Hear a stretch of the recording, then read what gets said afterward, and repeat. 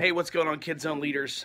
Today in our video, I just want to go through 10 quick things that I want everyone to be aware of related to Kid Zone. Some of them are very simple, practical things, and some of them are more our philosophy and our approach to how we do ministry here. First thing is our sensory room. I'm here in our sensory room, and this room is designed specifically for kids that are overstimulated or unable to process what's going on in the gym.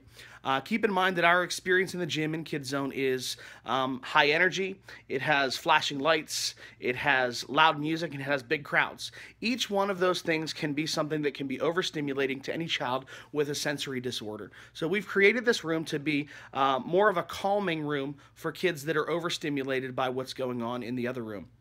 If you're not familiar with any type of sensory disorder, each one of those things really works against a child's special needs. So this room is designed to be able to care for those kids without changing the experience that we have in the gym. Now, a couple things that are very sensitive.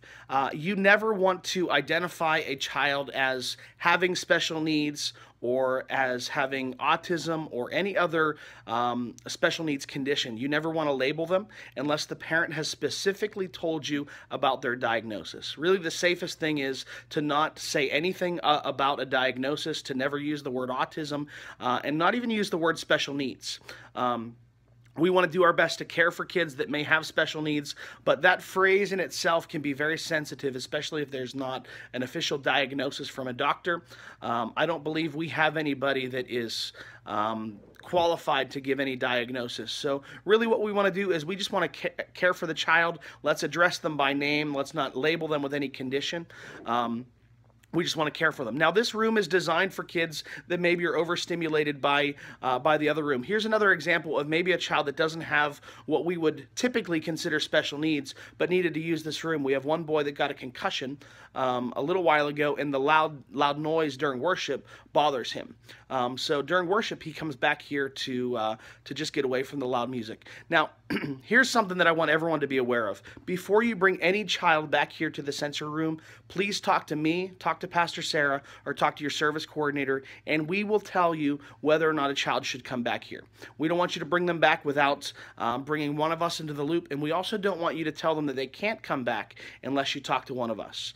There's some kids that maybe you're going to ask to come to the sensory room on a regular basis, and really they should be out in the service. We want that decision to be either mine, Pastor Sarah's, or your service coordinator. So keep that in mind, and also be very sensitive when you're talking about special needs and dealing with this, because it can be very offensive to kids and also their parents, and we want to make sure that we are being sensitive to what they have going on in their lives. Now, one thing that is not, doesn't really have any regulations on, or you can always offer, is headphones. If any kid is concerned about the volume, we have these sets of headphones. They're right here in the sensory room in this gray bucket. They're always available. If you see a kid holding their ears, kids saying that it's too loud, you always can just give them a set of headphones. You don't have to ask anybody. Just pass those out very freely.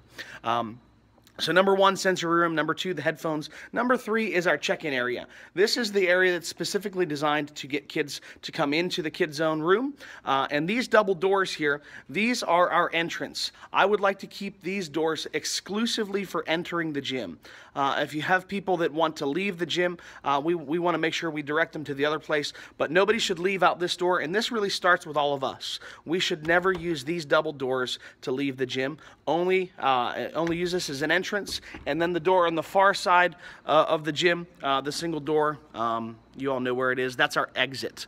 So just make sure we're all following that. That's going to create better traffic flow for us. We haven't done that consistently for a while, but I want to get back to that. Number four is, what do you do if you have a sick kid?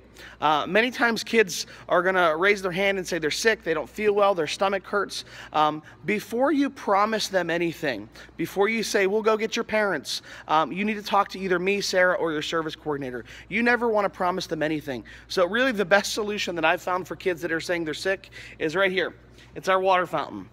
Typically, I'll say, hey, why don't you go and get a drink, and maybe that'll help your stomach feel better. Many times kids just need to get up and walk around. They don't feel well. Many times they miss their parents. So we don't want you to have to make those decisions of who gets to go see their parents and who we go to find their parents. We want to make sure that goes through me, Sarah, or your service coordinator. You're there just to give care for the kids. Just don't promise them anything. And we also want you to be aware, sometimes kids are a little manipulative when they say they're sick. We don't want you to baby them or give them extra privileges just because they say they're sick. We want to be very careful how we handle that, because some parents may have asked their kids just to stay and they don't want to stay, and we want to honor those parents' requests. So before you do anything with kids that say they're sick, talk to one of your service coordinators, me or Sarah. And you can always just take them to go get a drink if that would make them feel better. Now, the next thing, number 5, what do you do if somebody's knocking on one of these doors and they want to get in? This door is specifically locked during Kid Zone, but if there's any time that somebody's knocking on the door, we want to completely ignore them. There's no reason that any of you should be unlocking any doors for anybody. It doesn't matter who it is. I've always joked during our trainings, it doesn't matter if there is a pregnant woman who's on fire on the other side of the room. Do not open the doors for anybody. Again, leave this to your service coordinator, me, or Pastor Sarah. We're actually designing a process to make sure that people who need to get through the gym can go through our security, and they're going to have an approved escort. You never have to deal with that. If you see somebody that's banging on the door, do not open the doors. If there's an angry person on the other side of the door, we want to keep them on the other side of the door. Just talk to me, Sarah, or your service coordinator if you have any questions about somebody on the other side of the door. Also, small groups. Right now, I'm kind of in the middle of the gym here. Our small groups, our girls' small groups meet over there. Boys' small groups meet on this side. During small groups, we want to make sure that we're keeping all the games and activities that we do isolated to your small groups. So you shouldn't be getting up and running around playing dodgeball, playing wall ball, or anything that's going to distract the other groups. You want to keep your activity isolated to your group time. So we've done things like the, what's the game that you have to put the word on your head? We've done that. That's great. I saw someone playing Stella Ola last week, which is a great game because it keeps everybody all in the same area and it doesn't distract any other groups. So make sure you're not doing anything to distract other groups during your small group time. That's something that's very important, and it can limit our ability to be effective in our groups. The other thing is, when we're sitting in the gym with the kids, it's super, super important, and I think we've gotten away from this for a while. If you're not doing anything, if you're not assigned to be somewhere on stage or in the tech booth, you should be sitting with kids, and you should be giving appropriate care to your kids. The ideal is that you sit with your kids that are in your group and try to build relationship with them, and at any point in time, if they need to go to the bathroom, they need to get a drink, they have a question, you should be sitting right next to them and giving them the attention that they need. Very rarely when a kid raises their hand can the person up on stage on the microphone call on them and help them out. So it's up to you to figure out what they need. Also, during that birthday time, when we're trying to figure out who has a birthday, please, if a kid has their hand up, go talk to them, figure out if it's their birthday. Some kids are genuinely confused and they have no idea when their birthday is. They just want to get one of the cool hats. So I'm going to be looking to each one of you that's sitting with the kids to help figure that out, and also let people know if they can go to the bathroom, if they can go get a drink, and things like that. Now, back in our storage areas, this is something that I want all of you to be aware of. There are, it gets pretty dark in here, but right back here, there are pull strings on these lights. If you need to get anywhere in these back storage areas, just pull one of these pull strings. We have overhead lighting. This one's a little bit far in there, but you can see well enough to do that. So if you need to turn those lights on, those are very, very simple ways for you to do that. Now, also, we have been using our bubble machines recently. I want to just talk you through how to turn those on. Climbing up on stage here. It's pretty simple on this side. This is the girls' side.